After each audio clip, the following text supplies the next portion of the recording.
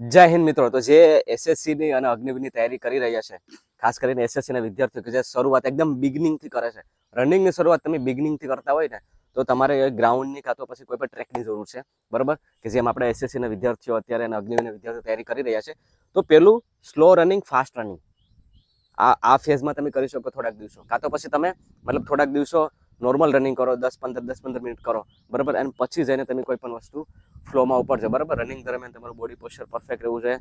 ચાલ 9:42, બરાબર? રનિંગ દરમિયાન, બરાબર? આ જે વિદ્યાર્થીઓ છે આપણે એસએસસીની તૈયારી કરી રહ્યા છે, તો એને અગ્નિવીરની પણ તૈયારી કરી રહ્યા છે, બંને બેચના. નોર્મલ બોડીને એકદમ છોડી દેવાનું છે, બરાબર? એકદમ રિલેક્સ, હાથ એકદમ રિલેક્સ. તો સ્લો ફાસ્ટ રનિંગ કરવું પડે. હાથ એકદમ, શોલ્ડર એકદમ રિલેક્સ રાખીને, બરાબર? એકદમ ઢીલા, બોડી એકદમ પોસ્ચર એકદમ રિલેક્સ રાખી, બરોબર? એને તમારે નોર્મલી સ્લો ફાસ્ટ રનિંગથી શરૂઆત કરવી જોઈએ.